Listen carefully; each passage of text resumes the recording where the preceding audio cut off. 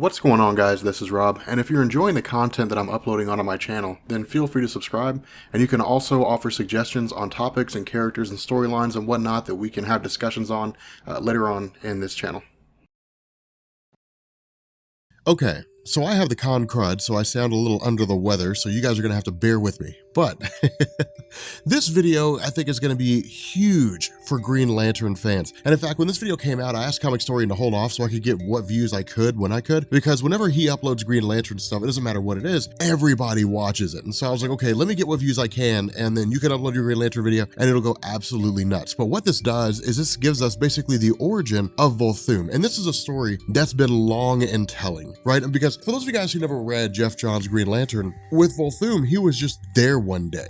Like, it was just suddenly he's here, he's running amok, and there was a little bit of exposition that was given. And Geoff Johns offered a little bit in the way of saying, well, Volthoom was the first of the Lanterns, he taught the Guardians how to tap into the emotional spectrum, you know, he went crazy with power, and that was it. That was really all we got. You know, he was contained, and the Green Lanterns came along, and the other Lantern Corps, and so on and so forth, but there wasn't this great big huge, like, origin story that was given. And so what this does is this really harkens back to really the end of Volthoom within the Geoff Johns continuity, where he was defeated by Nekron. Now, Nekron's an interesting scenario when it comes to DC Comics, because Nekron is actually one of the few instances in DC Comics where Geoff Johns did not create something new. Instead, what he did is he reworked it. There we go. Nekron was a guy who debuted back in 1981 with, like, I want to say it was Tales of the Green Lantern Corps, and all that really was an attempt by DC to basically beef up the Lantern mythos. I mean, remember, back during the 1960s, 70s, 80s, they could not get people to care about Hal Jordan. There were instances where his stories would do well, especially when it was Green Lantern, Green Arrow, but it was only really because of the fact that you know, the stories of Hal Jordan are being told in tandem with the stories of, you know, Green Arrow, Oliver Queen, with the two of them teaming up, that made the comics interesting. But as soon as Green Arrow got his own publication, the Hal Jordan stories started tanking again. But Nekron was originally introduced as like this kind of like Avatar of Death like character, where it was like, you know, anybody who comes across him, it's basically like they're fighting death, whatever. And it was interesting for what it was. But when Geoff Johns came back during the Green Lantern mythos and said, we're basically inventing the emotional spectrum, he took the concept of Nekron, threw him into the emotional spectrum and said, no, he's not just some weird entity that kind of stands between the realm of life and death where people who die pass on to the next realm. Instead, it was like Nekron is this avatar of the Black Lantern Corps. He's the avatar of the Death Lantern Corps, basically, and provided, you know, Nekron with a whole new host of powers, resurrecting the dead, making them fight on his behalf, so on and so forth. It was really part of like the whole Blackest Night story, I think it was, but it was cool to see this huge revamp. But the idea here was that Volthoom was basically defeated by Nekron, simply because of the fact that Nekron is essentially death. And so to experience the touch of Nekron, you know, is to basically experience death itself. And so while he's talking to Nekron anyway, the idea is that it kind of harkens back. Now, keep in mind, with regard to this particular segment, this is basically him just sort of giving us his origin. And what he tells us is that on Earth 15, you know, a world, you know, wildly different from the main DC universe, that Volthoom and his mother were very much explorers. And the cool thing about this is that Sam Humphries, because Green Lanterns is designed to be a jumping off point, Sam Humphries goes with familiarity. Remember, Green Lanterns is for the new Green Lantern readers. If you never read Geoff Johns' Green Lantern run, Green Lanterns by Sam Humphries is a story for you. It's the one that will get you into all this. And so it's appropriate that this origin story picks up here. But the idea is that Sam Humphries goes with familiarity. You know, Superman's origin story is timeless. You know, Superman's origin story will always be the definitive origin. What Sam Humphries does is draw on this origin by depicting to us a world that's basically dying, that's experiencing its own cataclysm. Volthoom and his mother were scientists, but in their process of making different things, what they had done is they had constructed something called the Travel Lantern. And what the Travel Lantern did was basically allow people to traverse the landscape, to move between universes. And the Travel Lantern was very much a part of, you know, the Green Lantern mythos with regards to Volthoom, but it's cool to see how he got from point A to point B. And so what he was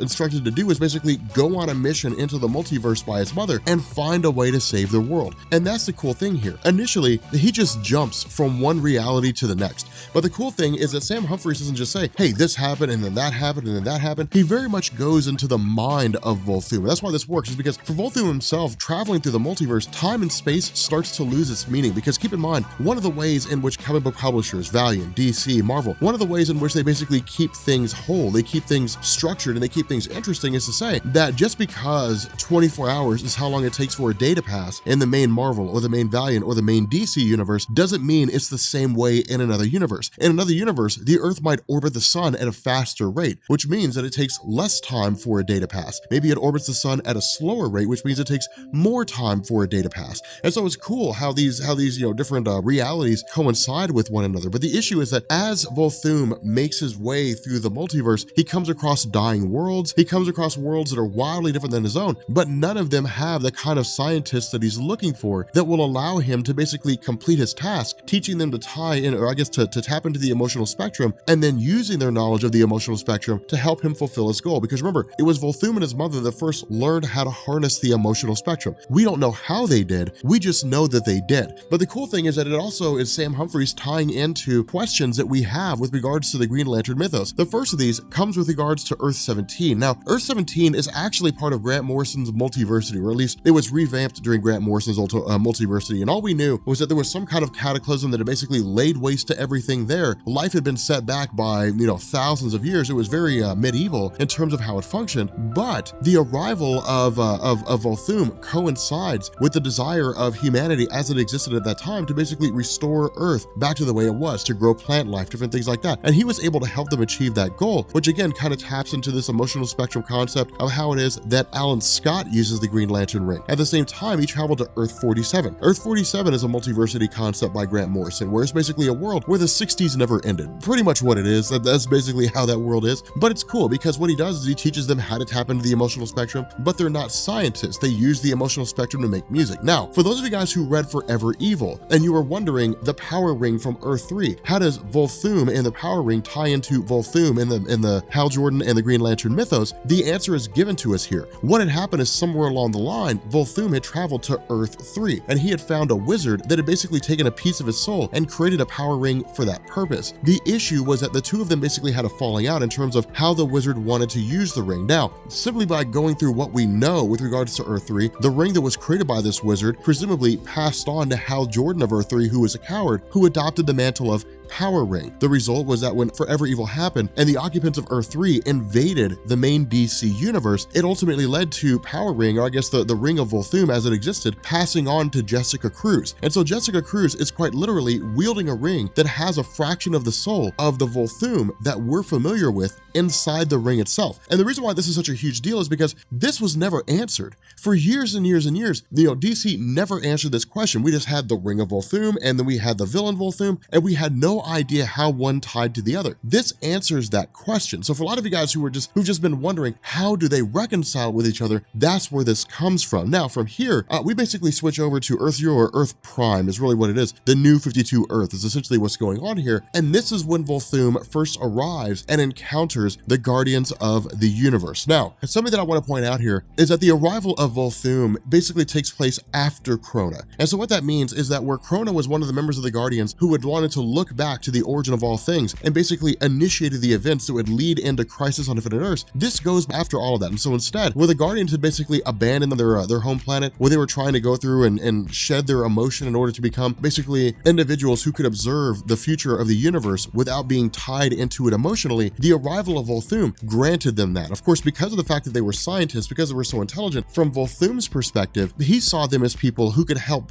him achieve his goal of acquiring the power necessary to save his planet. The way this power came through was by the Guardians of the Universe casting aside their emotion and pouring it inside of the battery lantern itself. And the result was that it basically allowed the Guardians to go forward without emotion. But what this did is it also allowed them to begin the process of learning how to tap into the emotional spectrum. And so the result was that where their efforts formed a singular ring that was wildly powerful and could use all of the emotional spectrum in and of itself, this led into Volthoom, because Volthoom was basically the first lantern. Volthoom was the first individual to be able to harness the entirety of the emotional spectrum. And so what this tells us is that where previously it may have been thought that Volthoom was a guy who could just tap into the emotional spectrum in and of itself, that he was basically a conduit for it, instead, what had happened was a ring was created that allowed him to achieve that goal. And so the result was that he went forward basically operating as the Guardian's agent in order to ensure that a lawful state existed in the universe itself, that things wouldn't go awry. The problem is that Volthoom became drunk with power. And so because Volthoom became drunk with power, he began to become immersed in the emotional spectrum. You know, will, rage, death, life, so on and so forth. It got to a point where his mind began to fracture. He began to literally go insane. Now, what Volthoom tells us is that try as he might, he was unable to hide it from the Guardians. The time eventually came where his wrath, his insanity began to get the best of him. And when the Guardians realized what it was that he was doing, the Guardians used their ability to tap into the emotional spectrum and created the first seven Green Lanterns. Now, I talked to Comic Story about this because as far as I knew, the chronology of the Lantern mythos was that, you know, you had Volthoom who showed up, he taught the Guardians how to tap into the emotional spectrum. Volthoom went crazy, the Guardians basically imprisoned him. The result was that they created the Manhunters went crazy, so then they used the emotional spectrum to create the Green Lantern Corps. That was my understanding of the mythos. What seems to be happening here is basically a retcon. Sam Humphries is coming back and saying that where previously we thought it went in the order of, you know, Volthoom and the Manhunters and then the Green Lantern Corps, instead it was Volthoom, and between the time where Volthoom came to power and the creation of the Manhunters, that the Guardians created 7 lanterns using the emotional spectrum, or I guess using willpower from the emotional spectrum. And the result was that the 7 lanterns, or the first 7, were able to take down Volthoom, and they were able to basically lead him to being imprisoned. The issue with this is that where Volthoom was imprisoned for however many billion years, on his mind, he was constantly thinking about the idea that his world was basically being destroyed. His world was effectively gone. And so the result of this was that he began to sort of lose his mind. He began to go crazy, began to become obsessed with the idea of revenge. And so what this does is this bookends to his emergence with regards to the Jeff Johns Green Lantern mythos. And so this basically goes into when he was first released, when he first broke out, when he first encountered Hal Jordan and the rest of the Green Lanterns, you know, the wrath of the first Lantern story arc and all that. And so it was really, really cool the way this sort of fits in. Bits and pieces of this, you could really kind of like take this comic and you could chop it up into sections, and you could inject each one of these sections into a part of the Jeff Johns Green Lantern mythos and make it a more cohesive story. That's the great thing about Origins, is Origins come back and they kind of provide a much bigger picture here. The issue is that what this does is it kind of transitions back around to the modern day right now. Now keep in mind, with what's happening at this moment, this is again Volthoom speaking with Nekron, desiring to be killed. Now, where Nekron had basically, you know, eliminated Volthoom, you know, in the original Jeff Johns Green Lantern mythos, his conversation with Nekron here is a desire for death, because it's basically Volthoom saying, I've been alive for billions of years. I'm effectively one with the emotional spectrum. The weight of the spectrum is of such a degree that I don't want to live anymore. Nekron's response is, you have no idea what you are. I couldn't kill you even if I wanted to, because you are the emotional spectrum. You're a living embodiment of the emotional spectrum. If I were to destroy you, you would only come back. You would come back in some form or fashion. And that's what's happening here. Nekron's basically saying that the emotional spectrum is pulling you back to life. It's basically reconstituting you. It's giving you a new form again. And so because of this, it's effectively Nekron saying, Volthoom can never die. Volthoom is an intrinsic part of existence. Now, this is really kind of interesting because DC does not do this the same way that Marvel does, right? Like Marvel will sit down and Marvel will say, okay, there's the Phoenix Force. There's only one Phoenix Force in all the multiverse, but the Phoenix Force will have an avatar in each universe. In the main Marvel universe, it's Jean Grey. In another universe, it's Quentin Quire. In another universe, it could be the villain Apocalypse, or it could be Wolverine or something like that. But the Phoenix will have avatars all around the multiverse, but there's only one Phoenix Force. With regards to what goes on in this mythos, this Green Lantern landscape, Sam Humphries is basically doing the same thing, where he's saying that no matter what universe exists, there's only one real Volthoom. There's only one actual Volthoom being. The character of Volthoom is a harbinger of the emotional spectrum. The two are part and parcel to each other. And so as long as the emotional spectrum exists, Volthoom will never die. It will require the emotional spectrum to be blinked out of existence. Well, the caveat to this is the emotional spectrum is effectively powered by the emotions of existence. And so long as the multiverse exists, the emotional spectrum will exist. And so in order for the emotional spectrum to stop existing, everything in existence would have to go away. We said a lot of existence there. Everything that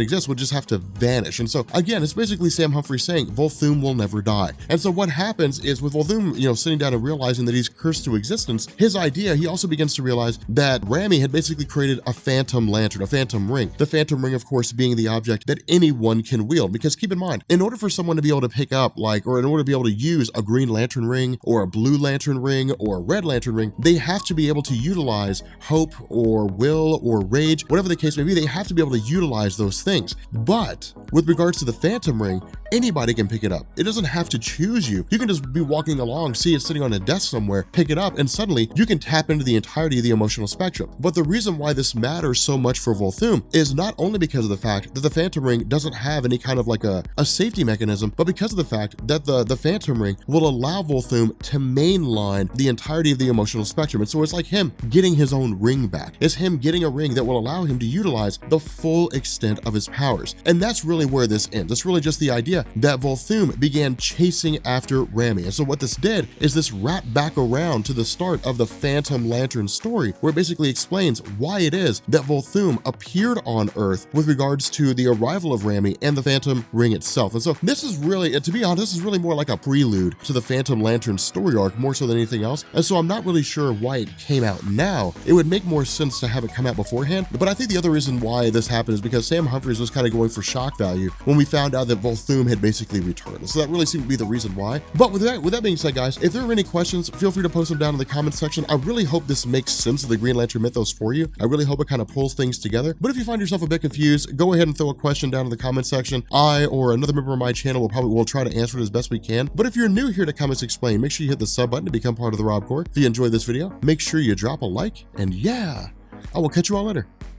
Peace.